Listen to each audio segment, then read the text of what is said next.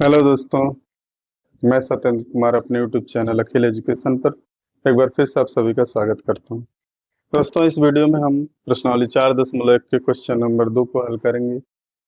तो कृपया आप अपना किताब नोटबुक लेकर के जरूर बैठें और जो भी मैं प्रश्न हल करता हूं उसको आप नोट भी कर सकते हैं, स्क्रीनशॉट ले सकते हैं। तो प्रश्नावली 4.1 का दूसरे का क्वेश्चन नंबर 1 जो है, अब यहाँ पे आपको समीकरण बनाना है, द्विघात समीकरण बनाना है और उसको हल भी करना है। जैसे कि क्वेश्चन नंबर 1 दिया है कि एक आयताकार भूखंड का क्षेत्रफल 528 वर्ग मीटर है। क्षेत्र की लंबाई चौड़ाई के दोगुने से एक अधिक है। हमें भूखंड की लंबाई और चौड़ाई ज्ञात करनी है। तो यदि आपके पास किताब होगी, वो तो स्क्रीन पे क्वेश्चन दिखा ही है, लेकिन आप किताब में से देख के यदि हल करेंगे तो और अच्छा रहेगा। तो आइए, समय ज्यादा ना लेते हुए आइए हम अपने प्रश्न को हल करना शुरू करते हैं।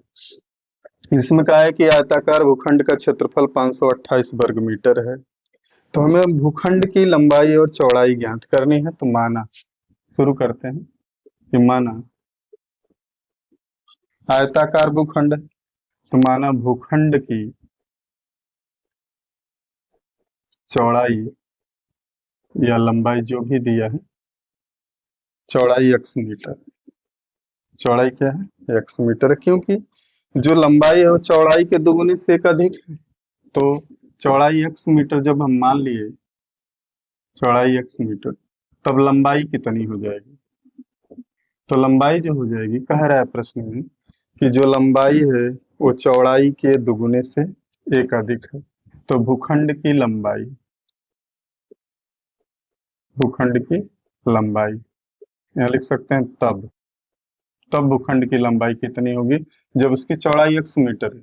तो कहा है कि जो चौड़ाई है वह लंबाई के दुगुने से एक अधिक है। चौड़ाई जो लंबाई है वो चौड़ाई के दुगुने से, चौड़ाई x है, x का दुगुना 2x, दुगुने से एक अधिक है तो उसमें एक जोड़ देंगे। ठीक, तो ये हो गया भूखंड की लंबाई। ठीक, अब हमें कहा है क्षेत्रफल। तो हम जानते हैं कि आयताकार भूखंड है तो आयत का क्षेत्रफल का सूत्र लगेगा। तो लिखेंगे यहाँ पे आयताकार भूखंड का क्षेत्रफल बराबर लंबाई गुणे, चाहे दिया है 528, कितना दिया है 528 स्क्वायर मीटर।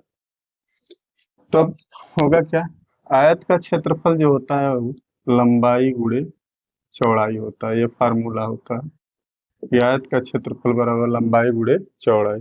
तो आयताकार भूखंड का क्षेत्रफल हो गया लंबाई गुणे चौड़ाई, और यही लंबाई और चौड़ाई का गुणा करने पर आया है 528।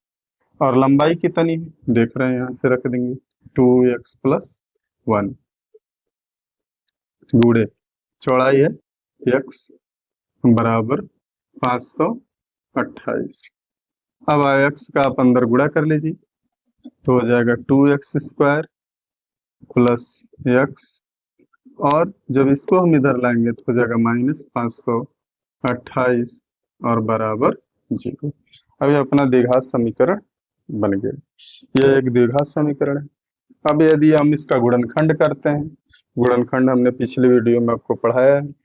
तो गुणनखंड करने के लिए हमें दो ऐसे, क्योंकि 528 का 2 में गुणा करेंगे तो 1056 आएगा। हमें दो ऐसे संख्याएं ढूंढनी है कि जिनका गुणा करने पर 1056 हो और जोड़ने या घटाने पे एक x है। तो इसका मध्य पद तोड़ करके करते हैं। तो 2x² धन 33 और 32 का गुणा होगा 33x - 32x। 33x में से 32x घटेगा तो एक x बचेगा, और 33 का 32 में गुणा करेंगे तो 1056 भी आएगा, और यह -528 बराबर 0। ठीक, अब यहाँ पे हम कॉमन ले लेंगे, x कॉमन ले लिए तो हो जाएगा 2x + 33। यहाँ पे x कॉमन ले लेंगे, नहीं 16 कॉमन लेंगे, 16 कॉमन लेंगे तो 16 दूना 32। देखिए 2x आ गया, माइनस माइनस कॉमन हो गया तो प्लस हो जाएगा। और 16 48, 49, 50, 51, 52, 4 बचा, 16 48, या 2x प्लस 33। अब 2x प्लस 33 कॉमन ले लेंगे तो आ जाएगा आपका x माइनस 16 बराबर 0। ये हो गया। अब हमें दोनों का मूल जब निकालेंगे तो 2x प्लस 33 बराबर 0, तो 2x बराबर हो जाएगा माइनस 33। और जब x बराबर निकालेंगे तो x बराबर आ जाएगा माइनस 33 बटे 2, माइनस 33 बटे 2। ये पहला मूल है। अब दूसरा मूल इससे निकालेंगे, x माइनस 16 है तो x माइनस 16 बराबर 0, तो ये हो जाएगा x बराबर 16। हम देख रहे हैं कि x बराबर आ गया 16। तो यही जो x का मान है यही हमने माना भूखंड की चौड़ाई। तो भूखंड की चौड़ाई यानी चौड़ाई हो गई x बराबर 16 मीटर, चौड़ाई हो गई। और लंबाई हमने जो माना था 2x प्लस 1, तो हो जाएगा 2 गुणे 16 धन 1, तो क्या हो जाएगा 16 दूना 32, 33 मीटर। तो लंबाई हो गई 33 मीटर और चौड़ाई हो गई 16 मीटर। यह भूखंड की लंबाई और चौड़ाई है। तो बच्चों ये हो गया प्रश्नावली 4.1 के क्वेश्चन नंबर 2 का पहला सवाल हल हो गया। अब चलते हैं दूसरे सवाल की ओर। हाँ तो बच्चों आइए हम लोग अब प्रश्नावली 4.1 के क्वेश्चन नंबर 2 के दूसरे क्वेश्चन को हल करते हैं, जो कि दिया है दो क्रमागत धनात्मक पूर्णांकों का गुणनफल 306 है, हमें पूर्णांकों को ज्ञात करना है। अब दो क्रमागत धनात्मक पूर्णांकों का गुणनफल 306 है, तो इसमें भी वही है माना दो क्रमागत धनात्मक पूर्णांक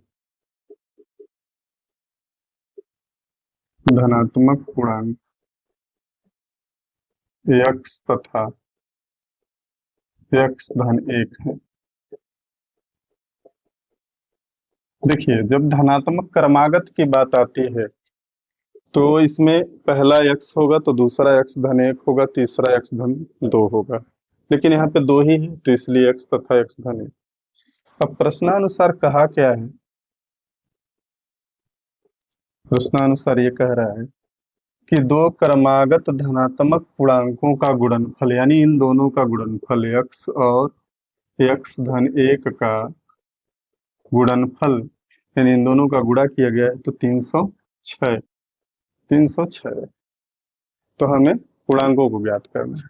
तो अब यहाँ से हल करते हैं, x का x से गुणा कर दीजिए, एक्स स्क्वायर हो गया, x का 1 से गुणा करेंगे x हो गया, ये गुणा हो गया। अब ये बराबर के इधर 306 है तो बराबर के इधर लाएंगे तो माइनस 306 बराबर 0। देखिए ये समीकरण बन गया। अब इसका गुणनखंड कर देते हैं। दो ऐसी संख्याएं ढूंढी कि जोड़ने और घटाने पर x आए और गुणा करने पर 306 है, तो वो दो संख्याएं हैं 18 और 17। तो x स्क्वायर धन 18x माइनस 17x माइनस 306 बराबर 0। ये सिंपली गुणनखंड हो रहा है, बस समीकरण बनाने में जो भी करना है करना। अब इन दोनों में कॉमन क्या है, x कॉमन ले लिए तो बचा x और प्लस 18। ठीक, अब इसमें क्या कॉमन है, माइनस 17 कॉमन ले लेंगे तो यहाँ बचेगा x और प्लस 17 से 306 में भाग देंगे तो 18 आएगा, 17 कम 17 और 3 20, यानी कि बचा आपका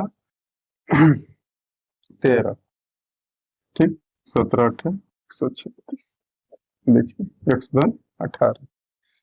अब x धन 18 कॉमन ले लेंगे, x धन 18 कॉमन हो गया तो आया क्या, x माइनस 17 बराबर 0। और पहले की बात जैसे हमने देखा है x धन 18 बराबर 0, मूल निकाल रहे हैं तो x बराबर हो जाएगा माइनस 18। अब दूसरे में क्या हो, दूसरा है x माइनस 17 बराबर 0, तो x बराबर हो गया 17। तो देखिए कभी भी ऋणात्मक जो मूल आता है वह मान्य नहीं होता, क्योंकि क्षेत्रफल है और क्षेत्रफल का भी चाहे हुआ ये धनात्मक पूर्णांक है, ये तो ऋणात्मक आ गया है, तो इसलिए मान्य नहीं है। इसलिए x का जो मान है वो 17 है, यानी पहली संख्या है वह 17, पहली संख्या 17 है, पहली संख्या बराबर 17। और दूसरी संख्या जो है, दूसरी संख्या ये x धन 1 है, तो x का मान यही रखेंगे 17 और धन 1, यानी हो जाएगा 18। यानी वो दोनों क्रमागत जो पूर्णांक है वो 17 और 18 है, तो क्योंकि और 17 और 18 का हम गुणा करेंगे तो 306 भी आ जाएगा। तो ये हो गया अपना प्रश्नावली 4.1 के दूसरे का दूसरा क्वेश्चन। तो आप इस प्रश्न को नोट कर लीजिए या स्क्रीनशॉट ले लीजिए। ठीक।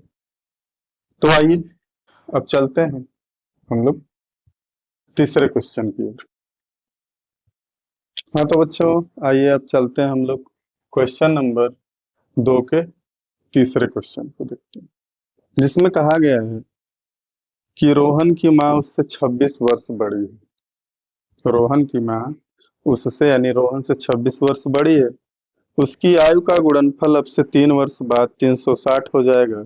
हमें रोहन की वर्तमान आयु ज्ञात करनी है। देखो बच्चे, सिर्फ कक्षा 10 का ही ये प्रश्न नहीं है, एक बड़ी बड़ी कंपटीशन परीक्षाओं में भी ऐसे प्रश्न आते हैं। तो आप लोग इसको ध्यान से देखिए और समझिए कि कहा गया है रोहन की माँ उससे 26 वर्ष बड़ी है, उसकी आयु का गुणनफल अब से 3 वर्ष बाद 360 हो जाएगा। हमें रोहन की वर्तमान आयु ज्ञात करनी है। तो जिसकी हमें आयु ज्ञात करनी है उसी की आयु को मान लेते हैं कि माना रोहन की वर्तमान आयु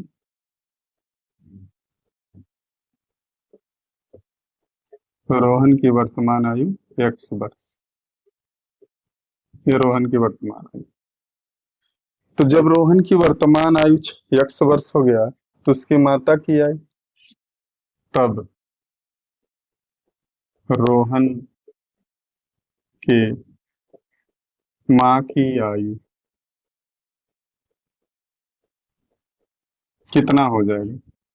उससे 26 वर्ष बड़ी है। तो रोहन आज मान लीजिए x साल का है, तो उससे 26 वर्ष बड़ी है, तो उनकी वर्तमान आयु हो जाएगी x धन x प्लस 26 वर्ष। ठीक, ये हो गया। इसमें एक कंडीशन और जोड़ दिया है कि अब से 3 वर्ष बाद, अब से 3 वर्ष बाद, अब 3 वर्ष बाद, 3 वर्ष बाद रोहन की आयु क्या हो जाएगी? 3 वर्ष बाद रोहन की आयु, वो 1 साल का है, 3 साल बाद हो जाएगा x धन 3 वर्ष का। ठीक। और 3 वर्ष बाद रोहन के माँ की आयु क्या हो जाएगी? माँ की आयु, तो 3 साल वो भी बड़ी हो जाएंगी, x धन 26 धन 3, यानी कि हो जाएगा x धन 26 3 29। ये हो गया। अब इसमें प्रश्नानुसार कहा यह गया है कि अब से 3 वर्ष, प्रश्नानुसार अब से 3 वर्ष बाद रोहन के और उसके माँ की आयु का गुणनफल।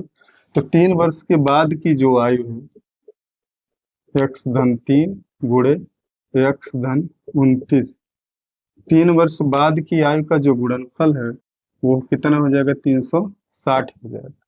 तो ये इस तरह से समीकरण बनेगा। अब x का x से गुणा करेंगे तो x स्क्वायर धन 3x धन 29x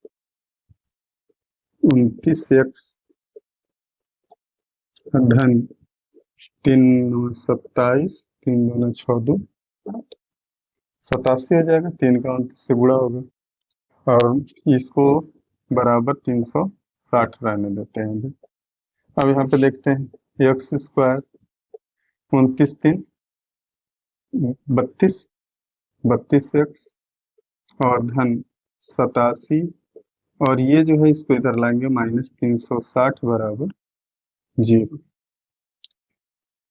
एक्स स्क्वायर धन 32x धन, अब चूंकि यहाँ 87 -360 है तो ये हो जाएगा ऋण, घटाएंगे तो आएगा 273 बराबर 0। 10 में से 7 घटेगा 3 और 16 में से 8 घटेगा 7, 15 में से 8 घटेगा 7, तो 273 हो गया। अब ये देखिए बन गया हमारा द्विघात समीकरण। अब इसको हल करते हैं द्विघात समीकरण। तो हमें दो ऐसे अंक ढूंढने हैं कि जिसका गुणा करने पर 273 आए और जोड़ने और घटाने पर 32। तो आइए देखते हैं। एक्स स्क्वायर धन, यदि हम 39 में से 7 घटाएं तो 32 आएगा, और 39 में 7 का गुणा करें, 39 में 7 का तो 7 9 63 और 7 3 21, अच्छा 27, देखिए 273 आ रहा है। तो यानी कि ये जो मध्य पद है दो भागों में टूट गया, 39x माइनस 7x और -273 बराबर 0। अब यहाँ पे x कॉमन ले लेंगे तो हो जाएगा x धन 39 और -7 कॉमन ले लेंगे तो x प्लस 7 से 273 में भाग देंगे तो 7 3 21 और 7 9 63 बराबर 0। अब x धन 39 कॉमन हो जाएगा तो आएगा x माइनस 7 बराबर 0। ठीक, तो अब देख रहे हैं कि दो मूल आ गए, अब इनको मूल के रूप में चेंज कर देते हैं। तो x धन 39 बराबर 0, तो x बराबर हो जाएगा -39। और आयु कभी ऋणात्मक नहीं होती है, किसी की भी आयु हो वो ऋणात्मक नहीं होती है, जैसे ऋण 39 वर्ष नहीं होगा। तो यह जो है x माइनस 7 बराबर 0, तो x बराबर हो जाएगा 7। यानी रोहन की जो वर्तमान आयु हमने x माना था, तो रोहन की यही हो जाएगी वर्तमान आयु x माइनस 7, x बराबर 7 वर्ष। यही उत्तर हो जाएगा, 39 वर्ष उत्तर नहीं होगा। तो रोहन की जो आयु है वो हो जाएगा 7 वर्ष। तो अच्छा, इस प्रश्न को अच्छे से समझिएगा क्योंकि ऐसे प्रश्न अक्सर करके बोर्ड एग्जाम में पूछे जाते हैं। तो इसको आप नोट भी कर सकते हैं, समझ में आ जाए तो और अच्छी बात। तो चलिए अब चलते हैं इस प्रश्नावली का क्वेश्चन नंबर 2 का अंतिम सवाल, चौथा। आइए अब देखते हैं प्रश्नावली 4.1 के क्वेश्चन नंबर 2 का चौथा क्वेश्चन। क्वेश्चन नंबर 2 का चौथा क्वेश्चन क्या है? इसमें कहा गया है कि एक रेलगाड़ी 480 किलोमीटर की दूरी समान चाल से तय करती है। यदि इसकी चाल 8 किलोमीटर प्रति घंटा कम होती तो वह उसी दूरी को तय करने में 3 घंटा समय अधिक लेती। हमें रेलगाड़ी की चाल ज्ञात करनी। तो किताब होगा उसमें आप देख सकते हैं। आइए देखते हैं। माना रेलगाड़ी की चाल x किलोमीटर प्रति घंटा है। रेलगाड़ी की चाल x किलोमीटर प्रति घंटा है। कुल क्या कह रहा है कि 480 कुल दूरी कितनी है? 480 किलोमीटर है। ठीक, तो समय बराबर जो होता है सूत्र, समय बराबर दूरी बटे चाल, ये सूत्र होता है। अब x किलोमीटर की चाल से 480 किलोमीटर की दूरी तय करने में लगा समय। ठीक, तो 480 किलोमीटर दूरी x किलोमीटर प्रति घंटा की चाल से, प्रति घंटा की चाल से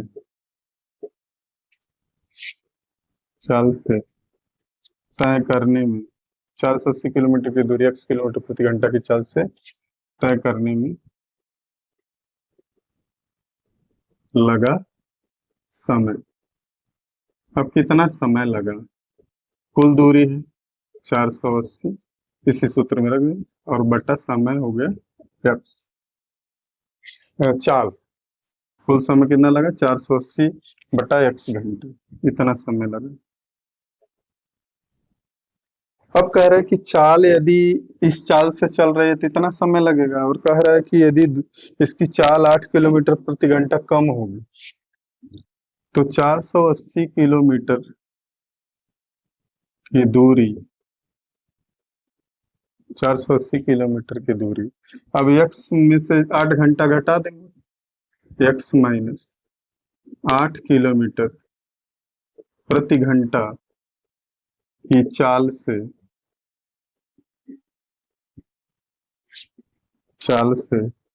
तय करने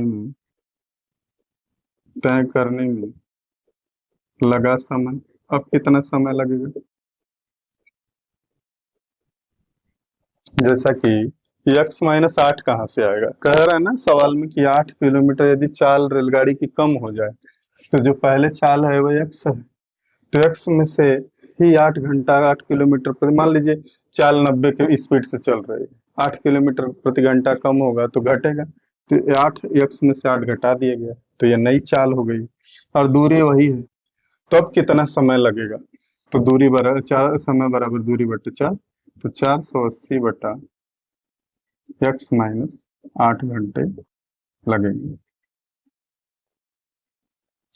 ये हो गया।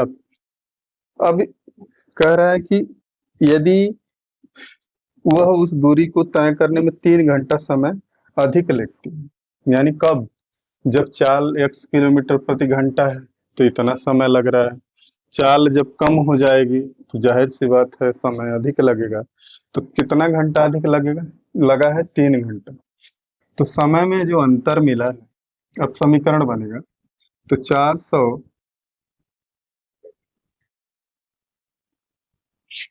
480 बटा एक्स माइनस 8 में इसे यदि हम पहले वाला समय घटा दें 480 बटा एक्स, तो आएगा कितना, 3 घंटा आना चाहिए। मान लीजिए जब पहली बार में हो सकता है जब गाड़ी तेज चल रही थी तो उसको 4 घंटा लगा, जब गाड़ी तेज स्लो हो गई तो उसी दूरी को तय करने में हो सकता है 7 घंटे लगे, तो 7 में से 4 घटाएंगे तभी तो 3 घंटा आएगा। तो इसलिए मैं बोल रहा हूँ कि ये जो समय है, ये समय अधिक लगा है, ये समय कम लगा है, तो ये अधिक वाले समय में से कम वाला समय घटा देंगे तो हमें मिलना कितना चाहिए, 3 घंटा प्रश्नानुसार। अब इसी को हमें हल करके द्विघात समीकरण बनाना है, तो इसका लघुत्तम होता है एक्स माइनस 8 का, ऐसे आप निकाल सकते हैं एक्स माइनस 8, और एक्स ही इसका लघुत्तम होगा एलसीएम, इससे ये कट जाएगा, एक्स का इसमें गुणा होगा 480 एक्स हो जाएगा माइनस, अब देखिए इससे ये कट जाएगा, इसका इसमें गुणा होगा तो यहाँ पे कोष्टक लगा देते हैं, यानी 480 में गुणा होगा किसका, एक्स माइनस 8 का, तो एक्स माइनस 8 का गुणा होगा और कोष्टक बंद बराबर 3 हो जाएगा। अब आगे इसको हल करते हैं, देखिए तो यहाँ पे जब आगे हल करेंगे तो हो जाएगा 480 एक्स माइनस 480 एक्स, और 480 का एक्स में गुणा हो गया, और 480 का 8 में गुणा होगा तो माइनस से प्लस हो जाएगा, ठीक, और ये हो जाएगा आपका, देखिए गुणा करेंगे तो 8 शून्य शून्य, 8 8 64 को 4, और 8 चौका 32, और 6 38, 3840, इसका 480 का 8 से गुणा होगा, 8 शून्य शून्य, 8 8 64 को 4 हासिल 6, 8 चौका 32 और 6 38 हो गए। तो अब इसका हम इससे गुणा करेंगे बटे एक्स स्क्वायर माइनस 8x बराबर ये हो जाएगा 3। देखिए धन 480 एक्स ऋण 480 एक्स कट गया। अब हम इसका इससे गुणा करेंगे, बचा ऊपर कितना, ऐसे लिख सकते हैं एक लाइन और, चाहे तो चाहे डायरेक्ट गुणा भी कर सकते हैं, तो हो गया 3x स्क्वायर धन माइनस 3 का इसमें गुणा हो रहा है दोनों में, 3 अठे 24x, और इसका जब इधर गुणा होगा तो बराबर आ जाएगा आपका 3840। ठीक, तो 3 कामन ले लीजिए इसमें, तो कामन हो जाएगा 3, तो हो जाएगा एक्स स्क्वायर माइनस 8x बराबर 3840। तो इसको भाग दे देंगे, तो एक्स स्क्वायर माइनस 8x, और इसको इधर पक्षांतर भी कर लेंगे और भाग भी दे देते हैं। तो 3 एक कम 3, 3 दूना 6, 2 8, 3 अठे 24, यानी 1280 बराबर 0। ये अपना आ गया। अब यहाँ पे अब इसका गुणनखंड करना है। अब दो ऐसी संख्याएं ढूंढी कि जिसका गुणा करने पर 1280 आए, जोड़ने और घटाने पर 8 है। इसको करेंगे, देखिए x square minus 40x plus 32x, 40 में से 32 घटेगा तो माइनस 8 बचेगा, और माइनस 1280 बराबर 0। एक्स कामन ले लीजिए, एक्स माइनस 40 आ जाएगा, प्लस 32 कामन ले लीजिए, तो एक्स माइनस 32 से 1280 में भाग देंगे तो ये 40 आएगा, माइनस 40 बराबर 0। अब आ गया एक्स माइनस 40 और एक्स प्लस 32 बराबर 0। तो क्या होगा, एक्स माइनस 40 बराबर 0, मूल निकल जाएगा, तो एक्स बराबर हो जाएगा 40, और एक्स प्लस 32 बराबर 0, तो एक्स बराबर हो जाएगा माइनस 32। तो चाल कभी ऋणात्मक नहीं होती, इसलिए एक्स बराबर माइनस 32 अग्राह्य है, इनवैलिड वैल्यू है, यानी एक्स बराबर 40, यानी रेलगाड़ी की जो चाल है वो 40 किलोमीटर प्रति घंटा है। ये उत्तर है। तो बच्चों, इस प्रश्न को आप अच्छे से नोट कर लीजिए, या जैसे हो सके स्क्रीनशॉट ले लीजिए और आप इसको अच्छे से समझ लीजिए। आशा करता हूँ कि आपको ये वीडियो पसंद आई होगी। तो यदि आपको ये वीडियो पसंद आई हो तो कृपया मेरे वीडियो को लाइक करें, शेयर करें, कमेंट करें, और मेरे चैनल को सब्सक्राइब करना ना भूलें। अपने दोस्तों में अधिक से अधिक शेयर करें। तो मिलते हैं नेक्स्ट वीडियो में अगली प्रश्नावली 4.2 के प्रश्नों को लेकर के। तब तक के लिए जय हिंद, जय भारत।